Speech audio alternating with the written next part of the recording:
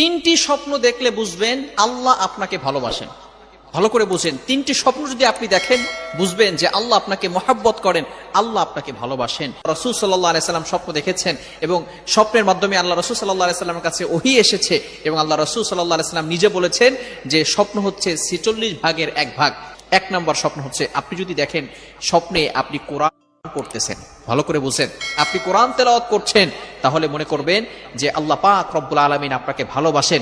দ্বিতীয় নাম্বার স্বপ্ন হচ্ছে যদি আপনি দেখেন আপনি গোসল করতেছেন, তাহলে মনে করবেন যে আল্লাহ পাক রব্বুল আলামিন আপনাকে ভালোবাসেন। ইবনে সিরিন রাহমাতুল্লাহি আলাইহি উনি বলে দিয়েছেন এর ব্যাখ্যা হচ্ছে আল্লাহ পাক রব্বুল আলামিন আপনাকে পবিত্র করতে চাচ্ছেন। তৃতীয় নাম্বার হচ্ছে যদি আপনি স্বপ্নে দেখেন যে আপনি নামাজের মুসল্লায় বসে কান্না করতেছেন, আল্লাহ তাআলার কাছে তওবা করতেছেন, ইস্তেগফার